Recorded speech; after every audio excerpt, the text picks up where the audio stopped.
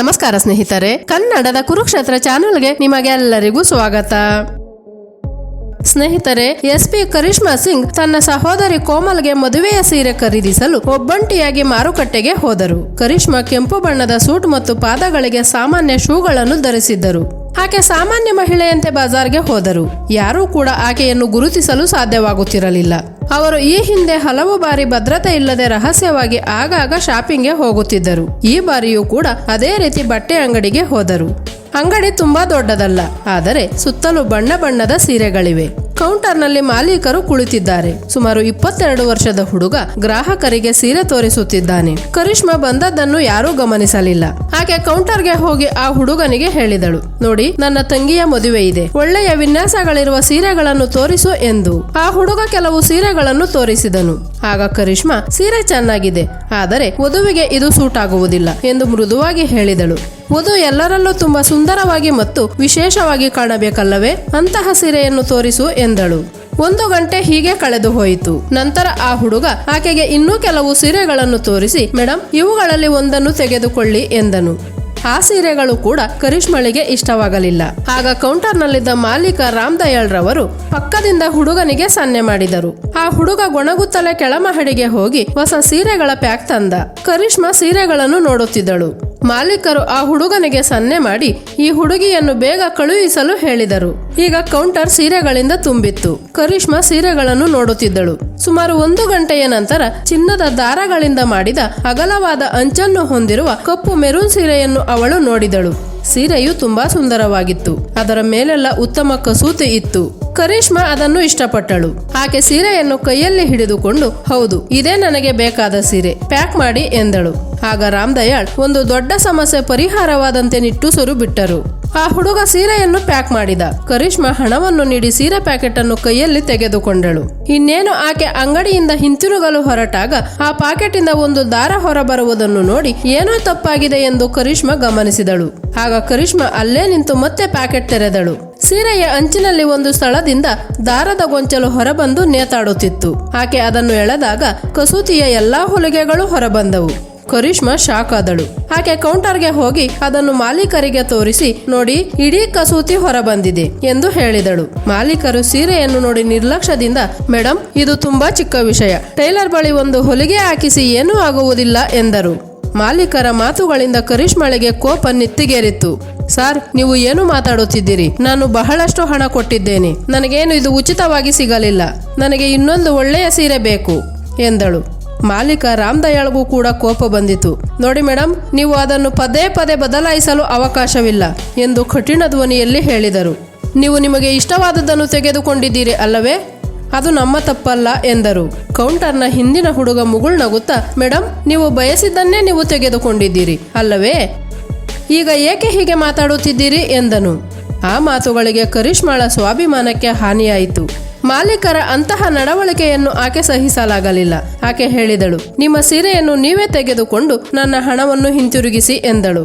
ಮಾಲೀಕ ರಾಮ್ ದಯಾಳ್, ಇಲ್ಲ, ನಿನ್ನ ಹಣವನ್ನು ಹಿಂತಿರುಗಿಸಲಾಗುವುದಿಲ್ಲ, ಹೆಚ್ಚು ನಾಟಕ ಮಾಡಬೇಡ, ಇಲ್ಲಿಂದ ಹೊರಟು ಹೋಗು ಎಂದರು. ಅಂಗಡಿಯಲ್ಲಿರುವ ಉಳಿದ ಗ್ರಾಹಕರು ಇದನ್ನೆಲ್ಲ ನೋಡುತ್ತಿದ್ದಾರೆ.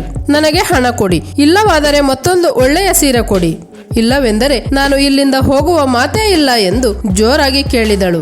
ಆಗ ಮಾಲೀಕರು, ಓಹೋ, ನೀವು ದೊಡ್ಡ ಅಧಿಕಾರಿ ಎಂದು ಭಾವಿಸುತ್ತಿದ್ದೀರಾ? ನಿಮ್ಮಂತಹ ಅನೇಕ ಜನರು ಪ್ರತಿದಿನವೂ ಇಲ್ಲಿಗೆ ಬರುತ್ತಾರೆ, ಅದೆಲ್ಲ ನಮ್ಮತ್ರ ನಡೆಯುವುದಿಲ್ಲ, ಬೇಗ ಹೊರಡಿ ಎಂದು ಮಾಲೀಕರು ಹೇಳಿದರು.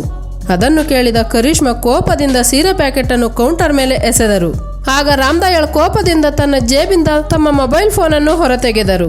ನಾನು ಪೊಲೀಸರಿಗೆ ಕರೆ ಮಾಡುತ್ತೇನೆ ಎಂದು ಬೆದರಿಸಿದರು. ಸರಿ, ಪೊಲೀಸರಿಗೆ ಕರೆ ಮಾಡಿ, ನಿಮ್ಮ ಪೊಲೀಸರು ಬಂದು ಏನು ಮಾಡುತ್ತಾರೆಂದು ನಾನು ನೋಡುತ್ತೇನೆ ಎಂದಳು ಕರಿಷ್ಮಾ. ಆಗ ರಾಮ್ ದಯಾಳ್ ತಕ್ಷಣ ಪೊಲೀಸರಿಗೆ ಕರೆ ಮಾಡಿದರು. ಕರಿಷ್ಮಾ ಏನೂ ಹೇಳಲಿಲ್ಲ. ಆಕೆ ಅಲ್ಲೇ ಹತ್ತಿರದಲ್ಲಿ ಬಿದ್ದಿದ್ದ ಹಳೆಯ ಕಬ್ಬಿಣದ ಕುರ್ಚಿಯನ್ನು ತೆಗೆದುಕೊಂಡು ಅಂಗಡಿಯ ಗೇಟ್ ಬಳಿ ಹೋಗಿ ಕುಳಿತಳು. ಆಕೆ ಹಿಂದೆ ಸರಿಯಲಿಲ್ಲ. ಆಕೆ ಅದೇ ಜಿಲ್ಲೆಯ ಎಸ್ಪಿ ಕರಿಷ್ಮಾ ಸಿಂಗ್. ಸುಮಾರು 15 ನಿಮಿಷಗಳ ನಂತರ ಪೊಲೀಸ್ ಜೀಪ್ ಅಂಗಡಿಯ ಮುಂದೆ ಬಂದು ನಿಂತಿತು. ಸಬ್ ಇನ್ಸ್ಪೆಕ್ಟರ್ ದಿಲೀಪ್ ಸಿಂಗ್ ಮತ್ತು 2 ಕಾನ್ಸ್ಟೇಬಲ್ಗಳು ಕೆಳಗಿಳಿದರು. ಅವರನ್ನು ನೋಡಿದ ಮಾಲೀಕ ರಾಮ್ ದಯಾಳ್ ಇನ್ಸ್ಪೆಕ್ಟರ್ ದಿಲೀಪ್ ಸಿಂಗ್ ಬಳಿಗೆ ಓಡಿ ಹೋದರು. ಕರಿಷ್ಮಾ ಕಡೆಗೆ ಬೆರಳು ತೋರಿಸುತ್ತಾ, ಸಾರ್, ಈ ಮಹಿಳೆ ಯಾವುದೇ ಕಾರಣವಿಲ್ಲದೆ ಜಗಳವಾಡುತ್ತಿದ್ದಾಳೆ ಎಂದು ಹೇಳಿದರು. ಇನ್ಸ್ಪೆಕ್ಟರ್ ದಿಲೀಪ್ ಸಿಂಗ್ ಅಸಹ್ಯಕರ ಕಣ್ಣುಗಳಿಂದ ಕರಿಷ್ಮಾಳನ್ನು ನೋಡಿದರು. ಕರಿಷ್ಮಾ ಇನ್ನೂ ಕುರ್ಚಿಯಲ್ಲಿಯೇ ಕುಳಿತಿದ್ದರು. ಆಗ ಇನ್ಸ್ಪೆಕ್ಟರ್ ದಿಲೀಪ್ ಸಿಂಗ್, ಯಾರು ನೀವು? ಇಲ್ಲಿ ಏನು ನಡೆಯುತ್ತಿದೆ ಎಂದು ಕೂಗಾಡಿದರು. ಆಗ ಕರಿಷ್ಮಾ, ನಾನು ಕರಿಷ್ಮಾ ಸಿಂಗ್ ಎಂದಳು. ಆಗ ಇನ್ಸ್ಪೆಕ್ಟರ್ ದಿಲೀಪ್ ಸಿಂಗ್ ಜೋರಾಗಿ, ಕರಿಷ್ಮಾ ಸಿಂಗ್, ನೀವೇನು ರಾಜಮನೆತನದವರೇ? ಹೀಗೆ ಸುಖಾಸುಮ್ಮನೆ ಅಂಗಡಿಯಲ್ಲಿ ಅವ್ಯವಸ್ಥೆ ಸೃಷ್ಟಿಸಲು ನಿಮಗೆ ಪರವಾನಗಿ ಇದೆಯೇ ಎಂದರು. ಕರಿಷ್ಮಾ ಆಳವಾದ ಉಸಿರನ್ನು ತೆಗೆದುಕೊಂಡು, ಸಾರ್, ನೀವು ಯಾರೊಂದಿಗೆ ಮಾತಾಡುತ್ತಿದ್ದೀರಿ ಎಂದು ಬಹುಶಃ ನಿಮಗೆ ಗೊತ್ತಿಲ್ಲ ಎಂದು ನಾನು ಭಾವಿಸುತ್ತೇನೆ ಎಂದಳು. ಇನ್ಸ್ಪೆಕ್ಟರ್ ದಿಲೀಪ್ ಸಿಂಗ್ ಜೋರಾಗಿ ನಗುತ್ತಾ, ಹೌದೌದು, ನನಗೆ ಗೊತ್ತು. ಈಗ ಪೊಲೀಸ್ ಸ್ಟೇಷನ್ಗೆ ಬನ್ನಿ, ಅಲ್ಲಿ ಗೊತ್ತಾಗುತ್ತೆ ನೀವ್ಯಾರು ಎಂದು. ಅಲ್ಲಿ ನಿಮ್ಮ ದುರಹಂಕಾರವನ್ನು ತೋರಿಸಿ ಎಂದು ಹೇಳಿದರು. ಒಬ್ಬ ಪೊಲೀಸ್ ಬಂದು ಕರಿಷ್ಮಾ ಅವರ ಕೈ ಹಿಡಿದರು. ಕರಿಷ್ಮಾ ಆತನನ್ನು ನೋಡಿದಾಗ ಅವರು ಅನುಮಾನ ವ್ಯಕ್ತಪಡಿಸಿದರು. ಮಾಲೀಕ ರಾಮ್ ದಯಾಳ್ ಇನ್ಸ್ಪೆಕ್ಟರ್ ದಿಲೀಪ್ ಸಿಂಗ್ ಅವರ ಭುಜವನ್ನು ಹಿಡಿದು ನಿಧಾನವಾಗಿ ಅಂಗಡಿ ಒಳಗೆ ಕರೆದೊಯ್ದರು. ತನ್ನ ಜೇಬಲ್ಲಿದ್ದ ಹಣವನ್ನು ದಿಲೀಪ್ ಸಿಂಗ್ ಜೇಬಲ್ಲಿ ಇಟ್ಟರು. ಸಾರ್, ನೀವು ಅವಳನ್ನು ಇಲ್ಲಿಂದ ಕರೆದುಕೊಂಡು ಹೋಗಿ. ಅವಳು ನಮ್ಮ ವ್ಯವಹಾರವನ್ನು ಹಾಳು ಮಾಡುತ್ತಿದ್ದಾಳೆ. ಎಷ್ಟೇ ಖರ್ಚಾದರೂ ಪರವಾಗಿಲ್ಲ, ನಾನದನ್ನು ನೋಡಿಕೊಳ್ಳುತ್ತೇನೆ ಎಂದರು. ಆಗ ಇನ್ಸ್ಪೆಕ್ಟರ್ ದಿಲೀಪ್ ಸಿಂಗ್ ಒಮ್ಮೆ ನೋಟುಗಳನ್ನು ನೋಡಿ ನಂತರ ಕಾನ್ಸ್ಟೇಬಲ್ ಕಡೆ ನೋಡಿದರು. ಆಗ ಇಬ್ಬರು ಕಾನ್ಸ್ಟೇಬಲ್ಗಳು ಮುಂದೆ ಬಂದು ಕರಿಷ್ಮಾಳನ್ನು ಎರಡೂ ಕೈಗಳಿಂದ ಬಿಗಿಯಾಗಿ ಹಿಡಿದುಕೊಂಡರು. ಕರಿಷ್ಮಾ ಶಾಕ್ ಆದಳು. ಇದೇನು ಅಸಭ್ಯತೆ? ನನ್ನ ಮಾತು ಕೇಳಿ ಎಂದರು. ಇನ್ಸ್ಪೆಕ್ಟರ್ ದಿಲೀಪ್ ಸಿಂಗ್ ಶಿಳ್ಳೆ ಹೊಡೆದು ಜೀಪಿನ ಕಡೆ ಬೆರಳು ತೋರಿಸಿ, ನೀವು ಈಗ ಪೊಲೀಸ್ ಠಾಣೆಗೆ ಹೋಗಬೇಕು ಎಂದು ಹೇಳಿದರು. ಮಾಲೀಕ ರಾಮ್ ದಯಾಳ್ ದೂರದಲ್ಲಿ ನಿಂತು ಮೀಸೆ ತಿರುಗಿಸುತ್ತಾ ನಗುತ್ತಿದ್ದರು. ಎಸ್ಪಿ ಕರಿಷ್ಮಾಳ ಕಣ್ಣುಗಳು ಕೋಪದಿಂದ ಉರಿಯುತ್ತಿದ್ದವು. ಇಂದು ಒಬ್ಬ ನಿರಪರಾಧಿಯನ್ನು ನೀವು ಬಂಧಿಸಿದ್ದೀರಾ, ಅದಕ್ಕಾಗಿ ನೀವು ಪರಿಣಾಮಗಳನ್ನು ಅನುಭವಿಸುತ್ತೀರಾ ಎಂದು ಹೇಳಿದಳು. ಇನ್ನು ಜೀಪ್ ಹೊರಟು ಹೋದ ತಕ್ಷಣ ಮಾಲೀಕ ರಾಮ್ ದಯಾಳ್ ಆಳವಾದ ಉಸಿರನ್ನು ತೆಗೆದುಕೊಂಡು ತನ್ನ ಕುರ್ಚಿಯಲ್ಲಿ ಕುಳಿತರು. ವ್ಯವಹಾರವು ಮತ್ತೆ ವೇಗವನ್ನು ಪಡೆದುಕೊಂಡಿತು. ಆದರೆ ಎಸ್ಪಿ ಕರಿಷ್ಮಾ ಸಿಂಗ್ ಹೇಳಿಕೆಯನ್ನು ಪೊಲೀಸರು ತಿರಸ್ಕರಿಸಿದರು. ಇದು ಕರಿಷ್ಮಾಗೆ ಬೇಸರ ತಂದಿತು. ಇನ್ನು ಪೊಲೀಸ್ ಜೀಪ್ ಪೊಲೀಸ್ ಸ್ಟೇಷನ್ನ ಗೇಟ್ ಬಳಿ ನಿಂತಿತು. ಕೆಲವು ಅಪರಾಧಿಗಳ ಸಂಬಂಧಿಕರು ಮಾತ್ರ ಅಲ್ಲಿದ್ದರು. ಇನ್ಸ್ಪೆಕ್ಟರ್ ಜೀಪಿಂದ ಇಳಿದು ಸಿಗರೇಟ್ ಸೇದುತ್ತಿದ್ದರು. ಕಾನ್ಸ್ಟೇಬಲ್ಗಳು ಜೀಪಿನ ಬಾಗಿಲುಗಳನ್ನು ತೆರೆದರು. ಕರಿಷ್ಮಾಳನ್ನು ಹೊರಗೆ ಎಳೆದುಕೊಂಡು ಬಂದರು. ಕರಿಷ್ಮಾ ಮೌನವಾಗಿದ್ದಳು. ಆಕೆ ಇನ್ಸ್ಪೆಕ್ಟರ್ ದಿಲೀಪ್ ಸಿಂಗ್ನತ್ತ ನೋಡುತ್ತಿದ್ದಳು. ಆದರೆ ಲಂಚ ತೆಗೆದುಕೊಂಡು ಅಧಿಕಾರವಿದೆ ಎಂದು ಅಹಂಕಾರದಿಂದ ಮೆರೆಯುತ್ತಿದ್ದ ಇನ್ಸ್ಪೆಕ್ಟರ್ ದಿಲೀಪ್ ಸಿಂಗ್ ಆಕೆಯನ್ನು ಲೆಕ್ಕಿಸಲಿಲ್ಲ. ಕರಿಷ್ಮಾಳನ್ನು ಒಳಗೆ ಕರೆದೊಯ್ಯಲಾಯಿತು. ಪೊಲೀಸ್ ಠಾಣೆಯ ಒಳಗೆ ಹೆಡ್ ಕಾನ್ಸ್ಟೇಬಲ್ ಕುಳಿತು ಫೈಲ್ಗಳನ್ನು ಪರಿಶೀಲಿಸುತ್ತಿದ್ದರು. ಅವರು ಈ ಹುಡುಗಿ ಯಾರು ಎಂದು ಕೇಳಿದರು. ಆಗ ಇನ್ಸ್ಪೆಕ್ಟರ್ ದಿಲೀಪ್ ಸಿಂಗ್ ಅಹಂಕಾರದಿಂದ ಹೇಳಿದರು, ಈಕೆ ಒಬ್ಬಳು ದೊಡ್ಡ ಫಿರಂಗಿ. ಸುಖಾಸುಮ್ಮನೆ ಅಂಗಡಿಯವನೊಂದಿಗೆ ಜಗಳವಾಡುತ್ತಿದ್ದಳು. ಇಂತಹ ಜನರು ನಗರದಲ್ಲಿ ಗಲಭೆಗಳನ್ನುಂಟು ಮಾಡುತ್ತಾರೆ. ಈಕೆಯನ್ನು ಲಾಕಪ್ಪಲ್ಲಿರಿಸಿ ಎಂದು ಹೇಳಿದರು. ಕರಿಷ್ಮಾ ಕೊನೆಯ ಬಾರಿಗೆ ಪ್ರಯತ್ನಿಸಿದರು. ನನ್ನ ಹೆಸರು ಕರಿಷ್ಮಾ ಸಿಂಗ್, ನಾನು ಎನ್ನುತ್ತಿದ್ದ ಹಾಗೆ ಹೆಡ್ ಕಾನ್ಸ್ಟೇಬಲ್ ಅವರನ್ನು ಅಡ್ಡಿಪಡಿಸಿದರು. ಹೆಸರು ಮತ್ತು ವಿಳಾಸವನ್ನು ಕಾಗದದ ಮೇಲೆ ಬರೆಯಬಹುದು. ನೀವು ಮೊದಲು ಲಾಕಪ್ಗೆ ಹೋಗಿ ಅಲ್ಲಿಯೇ ಇರಿ ಎಂದರು. ನಂತರ ಆಕೆಯನ್ನು ಲಾಕಪ್ಪಲ್ಲಿ ಹಾಕಿದರು. ಒಳಗೆ ವಿಚಿತ್ರವಾದ ವಾಸನೆ ಬರುತ್ತಿತ್ತು. ಕರಿಷ್ಮಾ ಆಳವಾದ ಉಸಿರನ್ನು ತೆಗೆದುಕೊಂಡಳು. ಕೆಲವು ದಿನಗಳ ಹಿಂದೆ ತಾನು ತನಿಖೆ ಮಾಡಲಿರುವ ಲಾಕಪ್ ಇದೇ ಇರಬಹುದೆಂದು ಭಾವಿಸಿದ್ದಳು. ಆದರೆ ಇಂದು ಅವಳು ಸ್ವತಃ ಕೈದಿಯಾಗಿ ಅದೇ ಲಾಕಪ್ ಅಲ್ಲಿ ನಿಂತಿದ್ದಳು. ಇನ್ಸ್ಪೆಕ್ಟರ್ ದಿಲೀಪ್ ಸಿಂಗ್ ಹೊರಗೆ ಬಾಗಿಲನ್ನು ಲಾಕ್ ಮಾಡಿ ಜೋರಾಗಿ ನಗುತ್ತಿದ್ದಾರೆ. ಅವರೆಲ್ಲರೂ ಎಷ್ಟು ಕೀಳು ಮಟ್ಟಕ್ಕೆ ಇಳಿದಿದ್ದಾರೆಂದು ನೋಡಿ ಕರಿಷ್ಮಾ ತನ್ನಷ್ಟಕ್ಕೆ ತಾನೇ ಯೋಚಿಸುತ್ತಿದ್ದಾಳೆ. ನಾನು ಖಂಡಿತವಾಗಿಯೂ ಇವರನ್ನು ಶಿಕ್ಷಿಸುತ್ತೇನೆ. ಸತ್ಯ ಮತ್ತು ಸುಳ್ಳಿನ ನಡುವೆ ವ್ಯತ್ಯಾಸವನ್ನು ಗುರುತಿಸಲು ಸಾಧ್ಯವಾಗದವರಿಗೆ ಶಿಕ್ಷೆ ಆಗಲೇಬೇಕು ಎಂದು ಕರಿಷ್ಮಾ ಮನದಲ್ಲಿ ಯೋಚಿಸುತ್ತಿದ್ದಳು. ಆಗ ಅದೇ ಪೊಲೀಸ್ ಠಾಣೆಯಲ್ಲಿ ಎರಡನೇ ಇನ್ಸ್ಪೆಕ್ಟರ್ ಲಾಕಪ್ನ ಹೊರಗೆ ಹಳೆಯ ಮರದ ಕುರ್ಚಿಯ ಮೇಲೆ ಕುಳಿತಿದ್ದರು. ಅವರ ಹೆಸರು ಜಿತೇಂದ್ರ ಸಿಂಗ್. ಅವರು ತಮ್ಮ ಕೆಲಸದಲ್ಲಿ ಪ್ರಾಮಾಣಿಕತೆ ಮತ್ತು ವೇಗಕ್ಕೆ ಹೆಸರುವಾಸಿಯಾಗಿದ್ದರು. ಅವರು ತಮಗೆ ವಹಿಸಿದ್ದ ಪ್ರಕರಣದ ಫೈಲ್ ಅನ್ನು ನೋಡುತ್ತಿದ್ದರು. ಆಗ ಅವರ ನೋಟ ಲಾಕಪ್ ಅಲ್ಲಿರುವ ಮಹಿಳೆಯ ಮೇಲೆ ಬಿದ್ದಿತು. ಅವರ ಮುಖದಲ್ಲಿ ಯಾವುದೇ ಭಯವಿರಲಿಲ್ಲ. ಅದೇ ಶಾಂತಿ, ಅದೇ ವರ್ತನೆ, ಅದೇ ಸ್ಥಾನಮಾನವಿತ್ತು. ಆಕೆಯನ್ನು ಆ ಜಿಲ್ಲೆಯಲ್ಲಿ ನಡೆದ ದೊಡ್ಡ ಸಭೆಗಳಲ್ಲಿ ಹಲವು ಬಾರಿ ನೋಡಿದ್ದರು ಜಿತೇಂದ್ರ ಸಿಂಗ್. ಆಗ ಅವರು ತಮ್ಮ ಫೈಲನ್ನು ಮುಚ್ಚಿ ಲಾಕಪ್ ಕಡೆಗೆ ಹೋಗಿ ತುಂಬಾ ಎಚ್ಚರಿಕೆಯಿಂದ ನೋಡಿದರು. ಅವರೊಬ್ಬ ಕಾನ್ಸ್ಟೇಬಲ್ ಅನ್ನು ಕರೆದು, ಯಾವ ಕಾರಣಕ್ಕೆ ನೀವು ಇವರನ್ನು ಬಂಧಿಸಿದ್ದೀರಿ ಎಂದರು. ಆಗ ಕಾನ್ಸ್ಟೇಬಲ್ ನಗುತ್ತಾ ಆಕೆಯ ಕಥೆಯನ್ನು ಹೇಳಿದರು. ಆದರೆ ಜಿತೇಂದ್ರ ಸಿಂಗ್ ಕಾನ್ಸ್ಟೇಬಲ್ ಮಾತುಗಳನ್ನು ನಿರ್ಲಕ್ಷಿಸಿದರು. ಅವರ ಕಣ್ಣುಗಳು ನೇರವಾಗಿ ಒಳಗೆ ನೋಡುತ್ತಿದ್ದವು. ಆಗ ಲಾಕಪ್ಪಲ್ಲಿ ಕುಳಿತಿದ್ದ ಕರಿಷ್ಮಾ ಕೂಡ ತನ್ನ ಕಣ್ಣುಗಳನ್ನು ಮೇಲೆತ್ತಿ ಜಿತೇಂದ್ರ ಸಿಂಗ್ ಅನ್ನು ನೋಡಿದರು. ಆಗ ಜಿತೇಂದ್ರ ಸಿಂಗ್ಗೆ ಖಾತ್ರಿಯಾಯಿತು. ಜಿತೇಂದ್ರ ಒಮ್ಮೆಲೇ ಶಾಕ್ ಆದರು. ಈಕೆ ಸಾಮಾನ್ಯ ಮಹಿಳೆಯಲ್ಲ, ಈ ಜಿಲ್ಲಾ ಎಸ್ಪಿ ಕರಿಷ್ಮಾ ಸಿಂಗ್ ಎಂದು ಕಾನ್ಸ್ಟೇಬಲ್ಗಳ ಮೇಲೆ ಜೋರಾಗಿ ಕೂಗಿ ಲಾಕಪ್ ಬಾಗಿಲು ತೆರೆಯಲು ಹೇಳಿದರು. ಇನ್ಸ್ಪೆಕ್ಟರ್ ದಿಲೀಪ್ ಸಿಂಗ್ ಸಾಹೇಬರು ಬೇಡ ಎಂದು ಹೇಳಿದ್ದಾರೆ ಎಂದು ಒಬ್ಬ ಕಾನ್ಸ್ಟೇಬಲ್ ಹೇಳಿದರು. ಜಿತೇಂದ್ರ ಅವರ ಧ್ವನಿ ಇಡೀ ಪೊಲೀಸ್ ಸ್ಟೇಷನ್ ಪ್ರತಿಧ್ವನಿಸಿತು. ಗೇಟ್ ತೆರೆಯಲು ಹೇಳಿದ್ದೇನೆ. ಇವರು ಯಾರೆಂದು ನಿಮಗೆ ಗೊತ್ತಾ? ಜಿಲ್ಲಾ SP ಕರಿಷ್ಮಾ ಸಿಂಗ್. ದಿಲೀಪ್ ಸಿಂಗ್ರಂತಹ 36 ಜನ ಸಬ್ ಇನ್ಸ್ಪೆಕ್ಟರ್ಗಳು ಈಕೆಯ ಕೆಳಗೆ ಕೆಲಸ ಮಾಡುತ್ತಾರೆ ಎಂದು ಹೇಳಿದರು. ಅದನ್ನು ಕೇಳಿ ಕಾನ್ಸ್ಟೇಬಲ್ಗಳ ಕೈಕಾಲುಗಳು ನಡುಗಿದವು. ಅವರು ತಕ್ಷಣ ಲಾಕಪ್ ತೆರೆದರು. ಜಿತೇಂದ್ರ ಸಿಂಗ್ SP ಕರಿಷ್ಮಾ ಸಿಂಗ್ಗೆ ಸೆಲ್ಯೂಟ್ ಮಾಡಿದರು. ಅವರ ಧ್ವನಿಯಲ್ಲಿ ನಾಚಿಕೆ ಮತ್ತು ಗೌರವ ಎರಡೂ ಇತ್ತು. ಕ್ಷಮಿಸಿ ಮೇಡಮ್, ಏನೋ ತಪ್ಪಾಗಿದೆ. ನಾನು ಈ ತಪ್ಪನ್ನು ಈಗಲೇ ಸರಿಪಡಿಸುತ್ತೇನೆ ಎಂದು ಹೇಳಿದರು. ಲಾಕಪ್ ತೆರೆದ ತಕ್ಷಣ SP ಕರಿಷ್ಮಾ ಸಿಂಗ್ ಹೊರಬಂದರು. ಅವರ ಮುಖ ಶಾಂತವಾಗಿತ್ತು, ಆದರೆ ಅವರ ಕಣ್ಣುಗಳಲ್ಲಿ ಬಿರುಗಾಳಿ ಇತ್ತು. ಜಿತೇಂದ್ರ ಸಿಂಗ್ ಆ ಇಬ್ಬರು ಕಾನ್ಸ್ಟೇಬಲ್ಗಳು ಮತ್ತು ಹೆಡ್ ಕಾನ್ಸ್ಟೇಬಲ್ ಅನ್ನು ಖಂಡಿಸಿದರು. ಕೆಲವೇ ನಿಮಿಷಗಳಲ್ಲಿ ಈ ಸುದ್ದಿ ಪೊಲೀಸ್ ಠಾಣೆಯಲ್ಲಿರುವ ಎಲ್ಲರಿಗೂ ಮತ್ತು ಹೊರಗಿನ ಪ್ರಪಂಚಕ್ಕೂ ತಿಳಿದಿತ್ತು. ಲಾಕಪ್ ಅಲ್ಲಿರುವ ಮಹಿಳೆ ಸಾಮಾನ್ಯ ಮಹಿಳೆಯಲ್ಲ, ಜಿಲ್ಲಾ SP ಕರಿಷ್ಮಾ ಸಿಂಗ್ ಎಂದು ತಿಳಿದು ಇನ್ಸ್ಪೆಕ್ಟರ್ ದಿಲೀಪ್ ಸಿಂಗ್ ಶಾಕ್ ಆದರು. ಅವರ ಮುಖ ಬಿಳಿಚುಕೊಂಡಿತು. ಅವರು ಬೆವರಲು ಪ್ರಾರಂಭಿಸಿದರು. ಅವರು ಇಲ್ಲಿಯವರೆಗೂ ತಮ್ಮ ಅಹಂಕಾರವನ್ನು ತೋರಿಸಿದ ವಿಷಯಗಳು ನೆನಪಾದವು. ಆದರೆ ಈಗ ಆತನ ಕಾಲುಗಳು ನಡುಗುತ್ತಿದ್ದವು. ಕೋಣೆಯ ಬಾಗಿಲು ತೆರೆದು SP ಕರಿಷ್ಮಾ ಹೊರಗೆ ಕುಳಿತಿರುವುದು ಕಂಡುಬಂದಿತು. ಸುತ್ತಲಿನ ಪೊಲೀಸರು ಮೌನವಾಗಿದ್ದರು. ಇನ್ಸ್ಪೆಕ್ಟರ್ ದಿಲೀಪ್ ಸಿಂಗ್ ಕರಿಷ್ಮಾಳನ್ನು ನೋಡಿದಾಗ ಆತನ ಕಣ್ಣುಗಳಲ್ಲಿ ಭಯ ಕಾಣಿಸುತ್ತಿತ್ತು. ಆಗ ಆತ ಓಡಿ ಹೋಗಿ ಆಕೆಯ ಪಾದಗಳಿಗೆ ಬಿದ್ದನು. ಕ್ಷಮಿಸಿ ಮೇಡಮ್, ಕ್ಷಮಿಸಿ. ನಾನು ನಿಮ್ಮನ್ನು ಗುರುತಿಸಲು ಸಾಧ್ಯವಾಗದೆ ದೊಡ್ಡ ತಪ್ಪು ಮಾಡಿದ್ದೇನೆ. ಅದಕ್ಕಾಗಿ ನೀವು ನನಗೆ ಯಾವುದೇ ಶಿಕ್ಷೆ ನೀಡಿದರೂ ನಾನು ಸ್ವೀಕರಿಸುತ್ತೇನೆ ಮೇಡಮ್. ನನ್ನ ಮೇಲೆ ದಯ ತೋರಿಸಿ ಎಂದು ಹೇಳುತ್ತಿದ್ದಂತೆ ಅವನ ಧ್ವನಿ ನಡುಗುತ್ತಿತ್ತು. ಆತ ಎರಡೂ ಕೈಗಳನ್ನು ಜೋಡಿಸಿ ಬೇಡಿಕೊಂಡನು. ಆತನ ಸೋಲು ಇಡೀ ಪೊಲೀಸ್ ಠಾಣೆಯಲ್ಲಿ ಪ್ರತಿಧ್ವನಿಸಿತು. ಆದರೆ ಕರಿಷ್ಮಾಳ ಮುಖ ಶಾಂತವಾಗಿತ್ತು.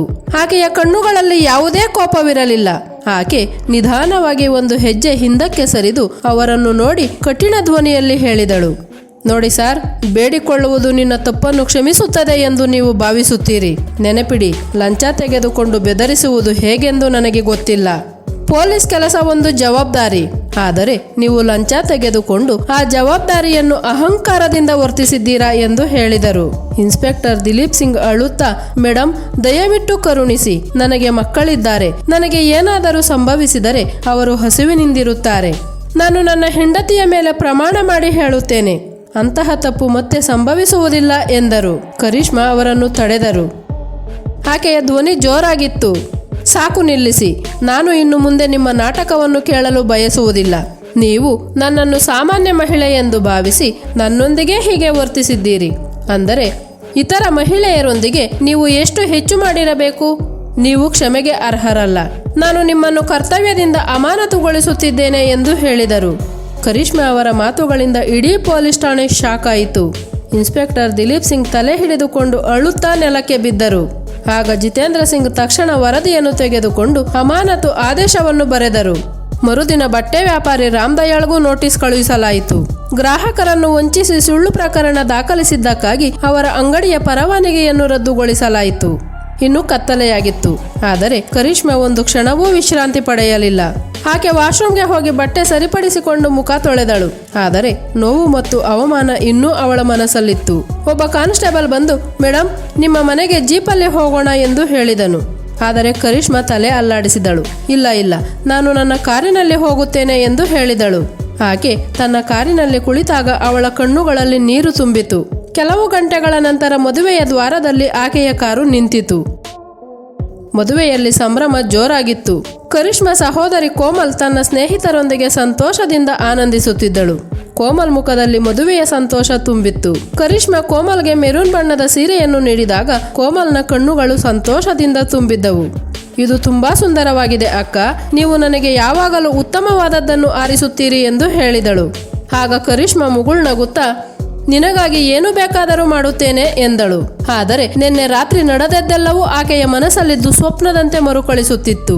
ಲಾಕಪ್ನಲ್ಲಿದ್ದ ಒದ್ದೆಯಾದ ವಾಸನೆ, ಇನ್ಸ್ಪೆಕ್ಟರ್ ದಿಲೀಪ್ ಸಿಂಗ್ ಅವರ ವರ್ತನೆ, ರಾಮ್ ದಯಾಳ್ ಅವರ ದುರಹಂಕಾರದ ಮುಖ, ಇವೆಲ್ಲವೂ ಮನದಲ್ಲಿ ಸುಳಿದಾಡುತ್ತಿವೆ. ಕರಿಷ್ಮಾ ನಗುನಗುತ್ತಾ ಇದ್ದಾಳೆ, ಆದರೆ ಮನಸ್ಸು ಮಾತ್ರ ಚಂಚಲವಾಗಿತ್ತು.